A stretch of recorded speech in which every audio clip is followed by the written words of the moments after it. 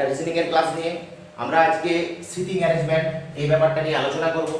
এই sitting arrangement থেকে প্রশ্ন সাধারণত এসএসসি, আমার পিএসসি, কিছু কিছু ক্ষেত্রে সিজিএল এই ধরনের বা ব্যাংকের কিছু পরীক্ষায় এই ধরনের পরীক্ষায় কিন্তু আসে। দেখো সিটিং অ্যারেঞ্জমেন্ট কিভাবে বসাবো এইটাকে কিন্তু চারটে ভাগে ভাগ করা যায়। প্রথম ভাগ বৃত্তাকার। প্রথম ভাগ কি না বৃত্তাকার, অর্থাৎ একটা বৃত্তাকার অংশে বা ধরো একটা বৃত্তাকার টেবিলে যদি 6 জন বা 8 জন 10 জন 12 জন বা 5 জন 4 জন বসে থাকে, কিভাবে বসবে, কে কার ডান দিকে বসবে, কে কার বাঁ দিকে বসবে, এই সংক্রান্ত আলোচনা। 2 নম্বর, যদি টেবিলটাকে আমরা আয়তাকার নিতেই পারি। আচ্ছা, 3 নম্বর, বর্গাকারও নিতে পারি, টেবিলটাকে আমরা বর্গাকারও নিতে পারি। আর 4 নম্বর আমরা যেটা হচ্ছে সরল রেখায় সাজানো, সরল রেখায় বরাবর সাজানো। এই সরল রেখা আবার দু ধরনের হতে পারে, একটা এমনি সিঙ্গেল সরল রেখা হতে পারে, আর একটা কিন্তু এরকম প্যারালাল সরল রেখা হতে পারে। তাহলে আমার এই চারটে বিষয় সিটিং অ্যারেঞ্জমেন্ট সাধারণত হয়ে থাকে। আমরা একটা একটা ধরে আলোচনা করব। আজকে আমরা প্রথম বৃত্তাকার অংশ নিয়ে আলোচনা করব। এই বৃত্তাকার অংশে কিভাবে আমাদের বসানো হয় সেই সংক্রান্ত আমার আলোচনা। একটা বৃত্তাকার অংশ মানে ধরো এই একটা বৃত্ত, এই বৃত্তাকার অংশে যদি আমি বসাতে থাকি, ধরো এইভাবে আমার লোক থাকতে পারে, ধরো এ বি সি ডি। ওকে, যদি আমার এই লোক সংখ্যা যুগ্ম থাকে, অর্থাৎ এখানে যজন ব্যক্তি বসে আছে তারা যদি যুগ্ম থাকে, তাহলে মনে রাখবে কে কার বিপরীতে আছে, এটা সাধারণত প্রশ্ন হয়। তাহলে প্রশ্ন কি হবে, যদি দেখো যে যুগ্ম সংখ্যায় আছে, অর্থাৎ 4 জন নাও থাকতে পারতো, এখানে আরো 2 জন থাকতে পারতো 6 জন, আরো এখানে 2 জন থাকতে পারতো 8 জন। অর্থাৎ কি বুঝলাম না, যদি ব্যক্তি যদি যুগ্ম হয় তখন আমার কি উত্তর চাইবে, কে কার বিপরীতে আছে। প্রশ্ন হবে কি কে কার বিপরীতে। দেখো সাধারণত আমাদের ভিডিওয় নোট থাকে, কিন্তু পিডিএফ থাকে, কিন্তু এই ভিডিওতে পিডিএফ নেই, কারণ এটা বেশিরভাগটাই আমরা বেসিক জিনিস নিয়ে আলোচনা করব। প্রথমে বেসিক জিনিস নিয়ে আলোচনা করব, আরো 2-4টা ক্লাস করব, সেখানে আমরা বেশি করে প্রবলেম সলভ করব। আগে বেসিকটা যদি আমরা ঠিক করে শিখতে পারি, প্রবলেমটা সলভ কিন্তু হয়ে যাবে অনেক সহজে। তাই যেহেতু বেসিক জিনিস নিয়ে আমরা আলোচনা করব, তাই এর পিডিএফ থাকছে না, তোমরা কি করবে দেখে নোট নিয়ে নেবে। দেখো যদি ব্যক্তি সংখ্যা যুগ্ম হয় তখন আমাকে প্রশ্নটা কি আসবে, কে কার বিপরীতে বসেছে, এটা আসবে এই প্রশ্নটা। আর যদি বলে না ব্যক্তি সংখ্যা আমার যুগ্ম নেই, অর্থাৎ আমার যদি 5 জন থাকে, 1 2 3 4, এটা না হয় 4 জন হলো, কিন্তু এখানে যদি আরেকজন নিই তাহলে এর বিপরীত অংশ ফাঁকা। অর্থাৎ আমি যদি এখানে এ বি সি ডি নিই, এখানে ই নিই, এখানে যদি আমি এ বি সি ডি এর পর এখানে ই নিতাম, এখানে আমি এফ আসতো, এখানে যদি জি নিতাম, এখানে আমার এইচ আসতো, কিন্তু এক্ষেত্রে ই এর বিপরীতে কিছু আসবে না, ই এর বিপরীতে এফ আসবে না। আবার যদি আরো যদি বাড়িয়ে দিই দুটো, সেক্ষেত্রেও একই প্রবলেম হবে। এর বিপরীতে যদিও পাওয়া যায়, এর বিপরীতে আর পাওয়া যাবে না। অর্থাৎ যদি দেখি অযুগ্ম সংখ্যায় আছে ব্যক্তিগুলো, তাহলে কিন্তু কে কার বিপরীতে আছে এটা কিন্তু আমার প্রশ্ন আসবে না। তাহলে যুগ্ম থাকলেই আমাকে মানে মাথায় রাখতে হবে যে আমার প্রশ্নটা কিন্তু আসবে কে কার বিপরীতে আছে। 2 নম্বর যেটা অতি গুরুত্বপূর্ণ বিষয় আমাদেরকে সব সময় জানতে হয়, ভালোভাবে শিখতে হয়, সেটা হচ্ছে বাঁ দিক আর ডান দিক নির্ণয়। এই বাম দিক আর ডান দিক নির্ণয়টা আমরা কিভাবে করব। ধরো একটা বৃত্তাকার অংশ, এই বৃত্তাকার একটা টেবিল আছে, এই টেবিলে ধরো এখানে একজন বসে আছে, এখানে একজন বসে আছে, ধরো এখানে একজন বসে আছে, এখানে একজন বসে আছে। আচ্ছা, এই যে বসে আছে এরা কিন্তু কোন দিকে মুখ করে বসে আছে না বৃত্তের কেন্দ্রের দিকে। কোন দিকে? বৃত্তের কেন্দ্রের দিকে। অর্থাৎ বৃত্তের কেন্দ্রের দিকে যদি মুখ করে বসে থাকে, কোনটা বাম দিক হবে আর কোনটা ডান দিক হবে, এটাই আমার বিষয়। দেখো দুটো জিনিস বলে দিচ্ছি, ভালো করে মনে রাখবে। এই যে বাম হাতটা দেখতে পাচ্ছ, এই বাম হাত মেথড, এই বাম হাতের এই চকচকা দিক যেটা আমরা তালু বলি, এই তালু অংশটাকে আমরা সবসময় রাইট ধরবো, অর্থাৎ ডান দিক ধরবো। আর এই অংশটাকে অর্থাৎ এই ব্যাক পোরশনটাকে, যেদিকে নখটা আছে, এটাকে আমরা লেফট ধরবো। এবার এই যে তীর দেখতে পাচ্ছ, এই তীর বরাবর বাম হাতটা নিয়ে যাও। তাহলে যদি তীর বরাবর আমি বাম হাতটাকে এইভাবে নিয়ে যাই, দেখো এইভাবে বাম হাত রেখেছি, তাহলে এই দিকটা আমি কি বলেছি, রাইট। তাহলে এইটা আমার ডান দিক আর এটা আমার বাম দিক। তাহলে আমার ওই উপরের কি হবে, দেখো উপরে আমার এই বরাবর যাবে, তাই তো, তীরের সাপেক্ষে হলে এই বরাবর যাবে। তাহলে এই বরাবর গেলে এটা আমার ডান দিক, এটা আমার বাম দিক। আবার দেখো এই বরাবর হলে, হাতটাকে এই বরাবর রাখলে, সবসময় তীরের দিকে এইভাবে রাখবো, এই মিডল ফিঙ্গারটাকে এই তীরের সঙ্গে রাখবো এইভাবে, ঠিক আছে। তাহলে এটা আমার লেফট, এটা আমার রাইট, তাই তো। তাহলে আমার ওই দিকের সঙ্গে কি হবে, বিপরীত এই দিকটার সঙ্গে কি হবে, এই দিকটা বরাবর যদি রাখি কি হবে না, ওই দিকটা বরাবর রাখলে দেখো আমি যদি এই দিক বরাবর এইভাবে রাখি, দেখো এই দিকটা আমার রাইট হবে, এই দিকটা আমার লেফট হবে। তাহলে কি বললাম, এই বাম হাত প্রসেসের সাহায্যে আমরা জানতে পারি একটা প্রসেস কি রকম। যদি সেন্টারের দিকে মুখ করে থাকে, তাহলে আমি কি করব, যেই বরাবর তীর থাকবে বাম হাতটাকে আমি সেই বরাবর এইভাবে দাঁড় করালাম। এই চকচকা দিক যেটা হাতের আমার, এই দিকটা সবসময় রাইট হবে, যেটা আমার নখ আছে, যে দিকটা নখগুলো আছে, ওই দিকটা আমার লেফট হবে। একই রকম ভাবে দেখো এটা রাইট হবে, এটা লেফট হবে, তাই তো। একই রকম ভাবে এটা রাইট হবে, এটা লেফট হবে। একই রকম ভাবে এটা লেফট, ওটা রাইট, তাই তো। এছাড়াও আরো একটা প্রসেস আমরা এক্ষেত্রে অ্যাপ্লাই করতে পারি। কি রকম, যদি আমি এই দিক বরাবর কে যাই, ঘড়ির কাঁটা এই দিক বরাবর যায় কি না, ঘড়ির কাঁটা এই দিক বরাবর যায়, তাহলে এই দিক বরাবর, অর্থাৎ এটা আমার কোন দিক বরাবর, এটা হচ্ছে ঘড়ির কাঁটার দিকে, ঘড়ির কাঁটার দিকে। তাহলে ঘড়ির কাঁটার দিকে, আর এটা হচ্ছে ঘড়ির কাঁটার বিপরীত দিকে, এটা হচ্ছে ঘড়ির কাঁটার বিপরীত দিকে, অর্থাৎ একটা ক্লকওয়াইজ আর একটা অ্যান্টি ক্লকওয়াইজ। যদি আমি অ্যান্টি ক্লকওয়াইজ যাই, দেখো সবসময় রাইট হবে। যদি আমি অ্যান্টি ক্লকওয়াইজ যাই, লোকগুলো যদি সেন্টারের দিকে বসে থাকে মুখ করে, তাহলে সবসময় কি হবে, ডান দিক হবে, ঠিক আছে। আর যদি ক্লকওয়াইজ যাই, তাহলে সেটা হবে বাম দিক। এভাবেও তোমরা মনে রাখতে পারো। অর্থাৎ আমি দুটো জিনিস কিন্তু তোমাদেরকে বললাম, একটা হচ্ছে বাম হাত প্রসেস, এই হাত তীরের সোজাসুজি নিয়ে যাও, এইভাবে নিয়ে যাও, এই দিকটা রাইট, এই দিকটা লেফট, এটা একটা প্রসেস। আবার দেখো আরেকটা প্রসেস হয় ঘড়ির কাঁটার দিকে আর ঘড়ির কাঁটার বিপরীত দিকে। ঘড়ির কাঁটার দিকে আর বিপরীত দিকে, যদি বিপরীত দিকে যায়, অ্যান্টি ক্লকওয়াইজ যায়, সেটাকে আমরা ডান দিক। কখন ডান দিক বলবো না, যখন লোকগুলো সেন্টারের দিকে মুখ করে বসে থাকবে, অর্থাৎ এই বৃত্তাকার পথে ডান দিকে মুখ করে বসে থাকবে, মানে কেন্দ্রের দিকে মুখ করে বসে থাকবে, তখন কিন্তু এটা অ্যাপ্লাই হবে। দেখো এমনি জেনারেলি আমরা যদি এইটাকে ভাবি, আমরা এটা নর্থ আমরা জানি, এটা সাউথ, এটা ইস্ট, এটা ওয়েস্ট। এবার আমাকে যদি ডান দিক খুঁজতে হয়, বাম দিক খুঁজতে হয়, আমি কি করে খুঁজবো, সেই একই প্রসেস। যদি সবগুলো আমার সেন্টারের দিকে থাকে, তীরগুলো যদি আমার সবই সেন্টারের দিকে থাকে, বাস, তাহলে আমার বৃত্তটা নাই মনে করো, একই প্রসেস। বৃত্ত নাই বলেই এটা হবে না তা নয়, একই প্রসেস। তখন দেখো একই জিনিস এই চলে গেল। এবারে ডান দিক আর বাম দিক লিখতে থাকবো আমরা, তাই তো। ডান দিক আর বাম দিক এটা আমরা লিখতে থাকবো। যদি এর অন্যথা হয়, অর্থাৎ এর বিপরীত হতে হয়, অর্থাৎ সেন্টারের দিকে মুখ না করে যদি সেন্টারের বাইরের দিকে মুখ করে থাকে, তখন কি হবে, বিষয় আমার কেন্দ্রের বিপরীত দিকে যদি মুখ করে থাকে, তখন কি হবে।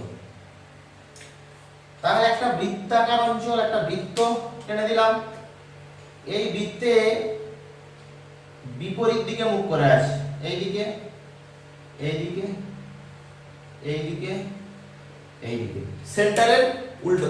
এটা ধরো এ বি সি ডি, কোন দিকে আছে না, কেন্দ্রের বিপরীত দিকে, সবসময় কেন্দ্রের বিপরীত দিকে মুখ করে আছে। যদি কেন্দ্রের বিপরীত দিকে মুখ করে থাকে তখন দেখো আমার ব্যাপারটা কি ধরনের দাঁড়াবে। আমার প্রসেস কিন্তু এক, সবসময় প্রসেসটা কিন্তু আমার একই থাকবে। এবার দেখো আমি কি বলেছিলাম, তীরটা ওইদিকে ছিল, আঙুলটা ওইদিকে নিয়েছিলাম। এবারে তীরটা এইদিকে মানে আঙুলটা এইদিকে, তাহলে যখনই আঙুলটা এইদিকে নেবো ওই চকচকার দিকটা কি জানি আমরা রাইট, আর এই দিকটা কি জানি আমরা লেফট, তাই তো? চকচকার দিকটা কি রাইট, ওই দিকটা কি লেফট, তাই তো? আবার দেখো এইদিকে, এই দিকটা কি রাইট, এই দিকটা কি লেফট, তাই তো? আবার দেখো এই দিক বরাবর, তাহলে এই দিকটা আমার কি, এই দিকটা রাইট, এই দিকটা লেফট। তাহলে আমার কি হলো না, আবার দেখো হাতটা কিভাবে রাখছি, যে দিক বরাবর তীর, ঠিক আছে? লেফট সবসময় এই মাঝের আঙুলটা এই তীরের মাথার সঙ্গে এইভাবে রাখবে, রাখো রাখো রাখলাম, ওকে। তার মানে কি দাঁড়ালো দেখো, যদি আমি এবার ক্লকওয়াইজ আর অ্যান্টি ক্লকওয়াইজ, সেখানে দেখো অ্যান্টি ক্লকওয়াইজ গেলে রাইট হচ্ছিল, এক্ষেত্রে ঘড়ির কাঁটার বিপরীতে গেলে, ঘড়ির কাঁটার বিপরীতে গেলে কি হচ্ছে না বাম দিক হচ্ছে, আর ঘড়ির কাঁটার দিকে গেলে কি হচ্ছে না ডান দিক হচ্ছে। তোমরা যেটা চয়েস করবে সেটা খুশি, অর্থাৎ হাত অনুযায়ীও মনে রাখতে পারো, লেফট রাইটও মনে রাখতে পারো, ওই সরি মানে ঘড়ির কাঁটার দিক এবং দিক নয় এটাও তোমরা মনে রাখতে পারো। আচ্ছা এটাও গেল আমার এইভাবে সেন্টেন্স না দিয়ে এমনি যদি বৃত্তাকার পথে কিভাবে আমরা ডান দিক বা বাম দিক এটা নির্ণয় করব। এবার দেখো যদি মনে করো ধরো এরকম আছে, একটা বাক্য দেওয়া আছে, বাক্যটা কিরকম, A is second left, A is second left of B, of B, এই যে লিখেছি A is second left of B, এখন এটাকে যদি আমাকে বৃত্তাকার রিপ্রেজেন্টেশন করতে হয়, অর্থাৎ একটা বৃত্তের মধ্যে যদি এটাকে বসাতে হয়, এটা আমার বৃত্ত। এবারে আমার বলেনি কোন দিকে, ঘড়ির কাঁটার আমার সেন্টারের দিকে না সেন্টারের দিকে নয়, আমার কোনো দিকেই বলেনি। আমি ধরেই নিচ্ছি এটা প্রথমে দুটোই দেখাচ্ছি, এটা সেন্টারের দিকেই আছে, ঠিক আছে? তাহলে এই এ বি এর মধ্যে আমি কাকে প্রথমে নেব, এই যে চারটে আমার তো তীর টেনেছি, এই চারটে তীরের মধ্যে A is second left of B, আমি কাকে নেব, এখানে বি বসাবো না এখানে এ বসাবো না বি বসাবো, বা এখানে এ বসাবো না বি বসাবো, সব সময় আমরা কাকে নেব? দেখো সব সময় মনে রাখবে, সব সময় এই শেষটাকে আগে নেব।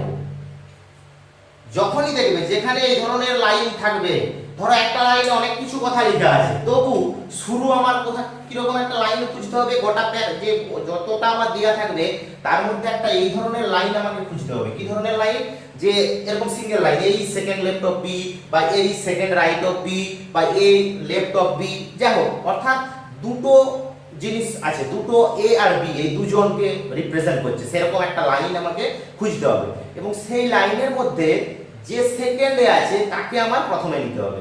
তাহলে এক্ষেত্রে আমার প্রথম নেব কাকে না বি কে। এবারে বলছি A is second left of B, এই হচ্ছে আমার প্রসেস, এই দিকটা আমার রাইট আর এই দিকটা আমার লেফট, তাই তো? একটু আগে তো শিখলাম এটা আমার কি চকচকার দিকটা রাইট আর এই নখের দিকটা লেফট, তাহলে যদি লেফট হয় সেকেন্ড লেফট, এইটা আমার ফার্স্ট লেফট আর এটা আমার সেকেন্ড লেফট, অর্থাৎ এ আমার এখানে থাকবে, তাই তো? এবার যদি বিপরীতটা হতো, অর্থাৎ যদি ঘড়ির কাঁটার দিকে না মানে সেন্টারের দিকে না মুখ করে যদি সেন্টারের বিপরীতে থাকতো, প্রসেস একই, এখানে আমার কি হতো না এখানে আমার বি হতো, যখনই বি হতো আমার এদিকে হাত সেকেন্ড লেফট, অর্থাৎ সেক্ষেত্রে লেফটটা কোন দিকে হতো, এটা ফার্স্ট লেফট হতো, এটা সেকেন্ড লেফট হতো, অর্থাৎ এখানে হতো। তাহলে আমি আবার বলছি কথাটা, আমার এই জাতীয় যে প্রবলেমগুলো থাকে, অনেক বড় প্রবলেম থাকে, সেই বড় প্রবলেমের মধ্যে সেই লাইনটা খুঁজতে হবে, যেক্ষেত্রে একটা এরকম লাইন থাকবে যে A is second left of B, বা C is second left of D, বা F is second left of E, বা ই ইজ লেফট অফ বা রাইট অফ বি, বা কিছু একটা এরকম একটা সিঙ্গেল লাইন থাকবে, সেটা আমার খুঁজতে হবে। সেই সিঙ্গেল লাইনের মধ্যে যে দ্বিতীয় হবে তাকে আমার প্রথম বসাতে হবে, এরপর আমি ওই এদিক বা এদিক, এইদিক বা এইদিক, এভাবে চলতে থাকবে। এরপর দেখো কোন লাইনে যদি বিভিন্ন রকম কানেক্টর থাকে, কানেক্টর মিন্স আমরা যেগুলোকে কনজাংশনও বলতে পারি ইংলিশে। কি রকম না কোনো লাইনের মধ্যে ধরো এইগুলো থাকতেই পারে, এগুলোকে কানেক্টর বলা হয়। And or but, and or but, বা আরো থাকতে পারে, কোথাও হু থাকতে পারে, কোথায় হুম থাকতে পারে, এইগুলোকে এই রিজনিং এর ভাষায় কি বলা হয়? কানেক্টর বলা হয়। কি বলা হয়? কানেক্টর।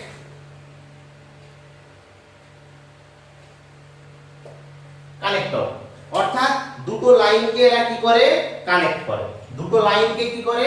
না কানেক্ট করে। কি রকম না যদি একটা সেন্টেন্স দিয়ে দেখাই, এবং এইটার একটা মজা আছে, এইগুলোর ক্ষেত্রে আমাকে জানতে হয় কোনটাকে আগে বসাবো কোনটাকে পরে বসাবো, এবং অবশ্যই মাস্ট এটাও আমার মাথায় রাখতে হবে, নাহলে কিন্তু সমস্যা হবে।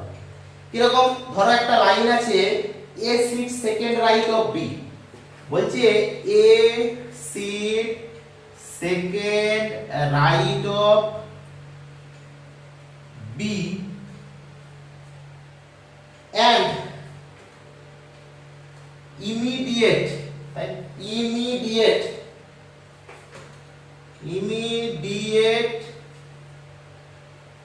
left of C, তাহলে A is second right of B and immediate left of C, এইটা হচ্ছে আমার লাইন।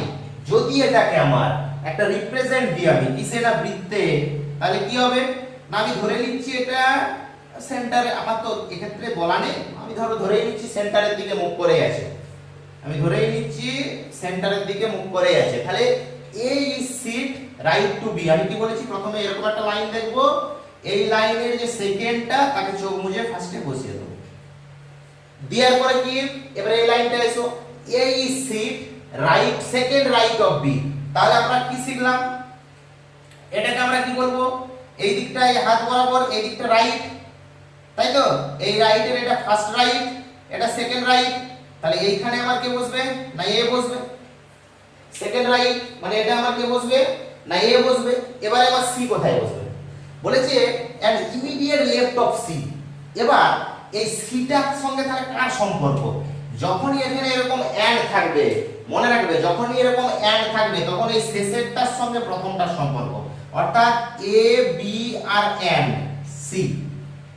এটা মানে এইটা সিটার সঙ্গে সবসময় আমাকে এ এর সম্পর্ক বুঝতে হবে, বি এর নয়, সবসময় সি এর সঙ্গে এ এর। অর্থাৎ এন্ড বাট, শুধু এন্ড নয়, এন্ড বাট অর এইগুলো যদি থাকে, হু হুম বাদে and but and or but এগুলো যদি থাকে, তাহলে প্রথমটার সঙ্গে শেষটার সম্পর্ক।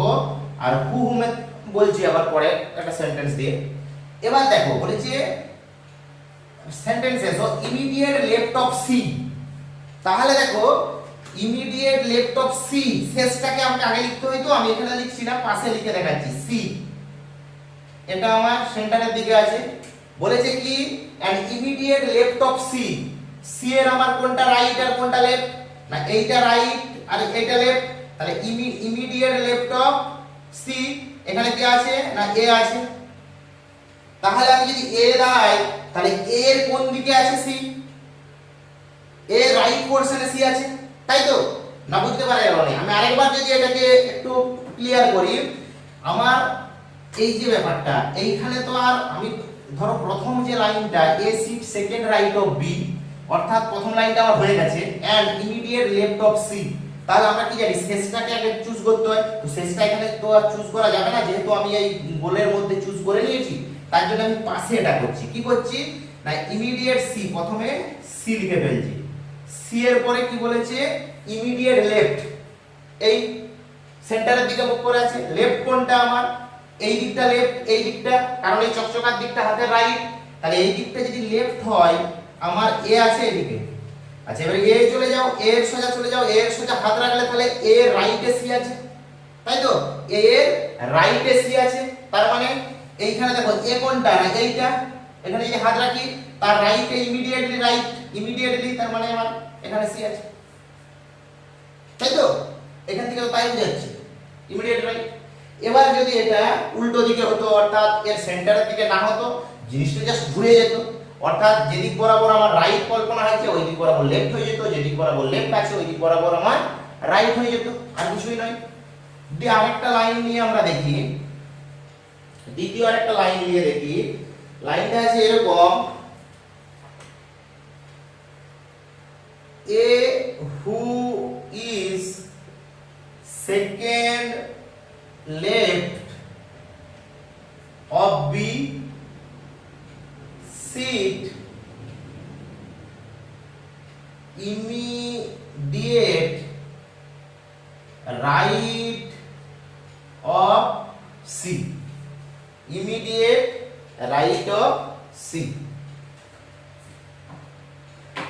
একই রকম ভাবে যদি আমি বলেছি A who is second left of B, তাহলে প্রথমে এটা অনুযায়ী আমার একই রকম, আমি ধরেই নিচ্ছি সেন্টারের দিকে আছে, একই কথা, বিপরীতে থাকলেও কোনো ব্যাপার ছিল না আমার। তাহলে প্রথমে আমি ধরে নিলাম এটা আমার B এর পজিশন, এটা আমার B এর পজিশন। এবারে A who is second left of B, B এর সেকেন্ড লেফট, তাহলে এই দিকটা আমার লেফট, এটা মনে করো ফার্স্ট লেফট, এটা সেকেন্ড লেফট, তাহলে এখানে আমার বসে গেছে A, কারণ এটা আমরা কি জানি লেফটের দিক, এই যে হাতটাকে নিয়ে গেলাম এইভাবে লেফটের দিক। এবারে বলেছে who is, who sit immediately right, A who is second left of B sit immediately right of C, তাহলে এই who মানে এটাকেও কাকে মেজার করছে, who মানে এটাই কিন্তু বোঝাচ্ছে, অর্থাৎ who means A, ঠিক আছে। তার মানে সে একই রকম ভাবে সিটাকে এর সঙ্গে সম্পর্ক ধরে আমাকে খুঁজতে হবে। ওকে, তাহলে এবারে বলেছি A sit immediate right of C, তাহলে A immediate right of C আছে, তাই তো, ইমিডিয়েট রাইট অফ সি, তো এইখানে তো আর প্রেজেন্টেশন করা যাবে না, তাহলে আমি এখানে সি নিচ্ছি। সি হচ্ছে ইমিডিয়েট রাইট, ইমিডিয়েট রাইট, তার ইমিডিয়েট রাইটে এ আছে, ইমিডিয়েট রাইট মানে এইদিকে, তাহলে এইখানে আমার কোথাও একটা এ আছে। তাহলে এবারে যদি আমি এ এর বরাবর হাত দিই, তাহলে সিটা কোথায় আছে না এ এর লেফটে আছে, তাই তো, ইমিডিয়েট লেফট, এ এর ইমিডিয়েট লেফট, এখানে হাত দিয়ে যাও। ইমিডিয়েট লেফট কোনটা, ধরো এটা ইমিডিয়েট লেফট, তার মানে ইমিডিয়েট লেফট সি, তার মানে আমার সি আছে কোথায় না এখানে। আশা করি ব্যাপারটা বুঝে গেছে। নেক্সট যদি আরেকটা জিনিস আমরা একটু দেখি,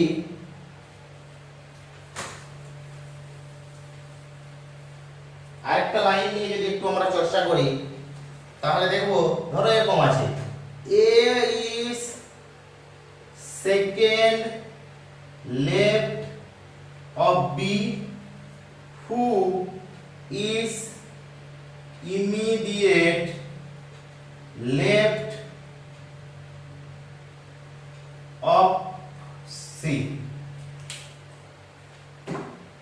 তাহলে আমার কি বলেছে A is second left of B, প্রথমে তো আমার এটা এবং এটাকে আমার বসাতে হবে, তাহলে এতগুলো যখন পড়ে নিয়েছি আমি তো এটা কিছু ব্যাপারই নয়, তাহলে প্রথমে আমি অপশনে বি বলেছি A is second left, second left, এটা লেফট, ফার্স্ট লেফট, এটা ধরো সেকেন্ড লেফট, এখানে এ আছে। এবারে বলেছে B who is immediate left of C, তার মানে যেহেতু who আছে, B who আর C, তার মানে B এর সঙ্গে সম্পর্ক বুঝতে হবে।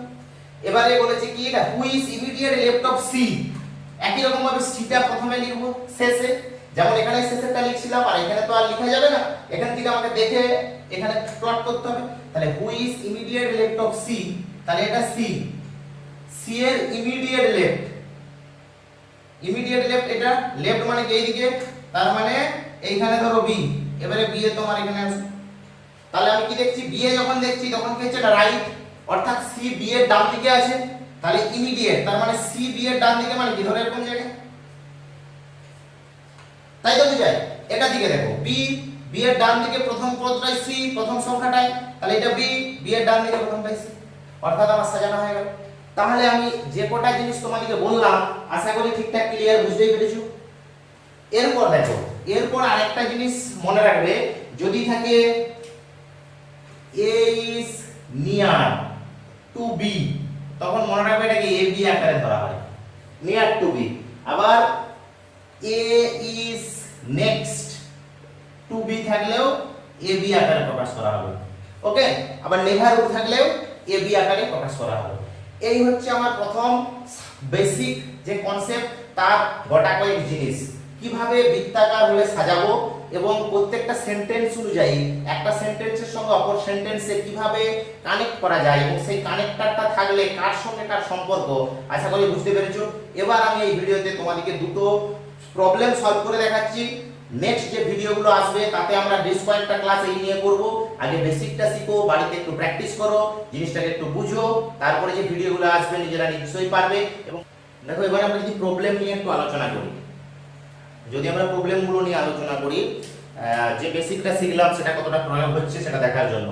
দেখো প্রথমটা বলেছি A B C D E and F are seated in a circle facing centre, অর্থাৎ A B C D E F এরা সার্কেলের সেন্টারের দিকে মুখ করে আছে। আমি এইভাবে ছবিটা আঁকছি। মোট কজন? একজন, দুজন, তিনজন, চারজন, পাঁচজন, ছজন। তাহলে আমার চারজন হয়ে গেছে আর দুজন, ছজন।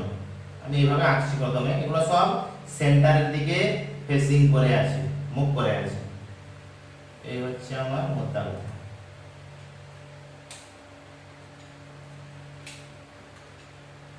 এই হচ্ছে আমার মোদ্দা ব্যাপারটা। যদি একটু ভালো করে যদি প্লট করি তাহলে আমার যেটা আছে এটা এই এবং এটাকে নিয়ে এই, তো এগুলো সবগুলোই সেন্টারের দিকে মুভ করে আছে, সরি সেন্টারের দিকে মুভ করে আছে। এবার দেখো, এবার প্রথমে কি বলেছিলাম, এই ধরনের লাইন বুঝতে A is second right of D. তাহলে এই লাইনের কি হয় না, শেষে যেটা আছে সেটাকে প্রথমে প্লট করতে হয়। আমি যেখানে খুশি বসাচ্ছি, মনে করো এইখানেই বসিয়ে দিচ্ছি ডি। তাহলে বলেছি A is second right of D, A is second right of D. তাহলে সেকেন্ড রাইট কোন দিকে থাকবে? সেকেন্ড রাইট না, সেকেন্ড রাইট আছে। আমি যদি ডিটাকে এদিকে এখানেও লিখতে পারি, আবার যদি আমি এইখানে না লিখে যদি আমি আগের গুলোতে তো আমি সবগুলোতে তো এখানেই বসাচ্ছিলাম, এটা আমি এখানে বসাচ্ছি না, ধরো আমি এখানে বসালাম ইচ্ছে করে। তাহলে সেকেন্ড রাইট, এটা ফার্স্ট রাইট, এটা সেকেন্ড রাইট, তাই তো? রাইট এই দিকটা বলেছি চকচকার দিকটা, তাহলে এটা সেকেন্ড রাইট, এটা এ। ওকে, এবার বলেছে who is third left of F. তার মানে আমার ডি এর সঙ্গে কার সম্পর্ক? হু মানে ডি এর সম্পর্ক, অর্থাৎ এফ এর সঙ্গে আমার ডি এর সম্পর্ক। তাহলে বলেছে হু ইজ থার্ড লেফট। এবার যদি আমি এখানে যেমন আগে দেখাচ্ছিলাম ওইভাবে যদি আঁকি থার্ড লেফট, তার মানে আমাকে প্রথমে আঁকতে হবে কি না এফ। এখন এফ এর লেফট, এফ এর লেফট মানে কি? এইদিকে থার্ড লেফট, লেফট হচ্ছে কি আছে না ডি আছে। তাহলে যদি আমি ডি এর সাপেক্ষে এফ এর অবস্থান ভাবি, তাহলে কি হবে? কোন দিকে আছে না রাইটে আছে। ডি এর কোন দিকে আছে না রাইটে আছে। তাহলে এটা ডি, ডি এর রাইটে first right, second right, third right. তাহলে এখানে আমার কি হলো? এফ। এবারে বলেছে C is third right of E and, দেখতে পেয়েছো? And is not immediately neighbors of F. তাহলে বলেছে C is third right of E. and হলে কি হয়? and হলে আমার কি হয় না প্রথমের সঙ্গে সম্পর্ক হয়, অর্থাৎ এই f টা আমার কার সঙ্গে সম্পর্ক হবে না c এর সঙ্গে সম্পর্ক হবে। তাহলে c is third right of E, E এর third right and is not immediately right of F, immediately right of F, অর্থাৎ f এর immediately right হওয়া চলবে না। তাহলে f এর immediately right কি হবে না c হবে না, তাহলে আমার এখানে e হবে, তাই তো? এখানে আমার কি হবে না ই অবস্থান করবে। আর তাহলে আমার বাকি কি আছে? বাকি আমার এবারে দেখো বলেছে যে ইজ নট ইমিডিয়েটলি নেবার অফ এফ। তাহলে ইমিডিয়েটলি নেবার অফ এফ যদি না হয় সিটা, তাহলে আমার এখানে তো সি দিতেই হবে, তবে তো আমার সিটা ইমিডিয়েটলি নেবার অফ এফ হবে না, ঠিক আছে? এখানে যদি সি হয় এখানে আমার বি হবে, তাই তো? এবার যেহেতু C is third right of E, এটাকে যদি আমার বজায় রাখতে হয় C is third right of E, তাহলে দেখো যদি আমার এটা বজায় রাখতে হয় C is third right of E, এটাকে দেখো third right of E, third right, first right, second right, third right, দেখো E এর third right সেটাও বজায় থাকলো, F এর নেভারও হলো নি, তাহলে আমার C টা এখানেই অবস্থান হবে, পড়ে রয়েছিল আমার কি না B, B টা থাকে আমার উপরে থাকবে। এটাতে আমার কোনো প্রশ্ন থাকেনি জাস্ট আমি দেখালাম যে কিভাবে ব্যাপারটাকে আমার বসাতে পারি। নেক্সট যে প্রশ্নটা সেটার দিকে যদি আমরা তাকাই, কি বলেছে নেক্সট প্রশ্নটা, না ABCDE এরা ABCDE এবং F একটা সার্কুলার ভাবে সার্কুলার সেটিং এ আছে, ফেসিং এট দা সেন্টার। তার মানে একই রকম যদি আমাকে আঁকতে হয় একই ভাবে আঁকতে হবে। সরি, এটা সব সেন্টারের দিকে মুখ করে আছে।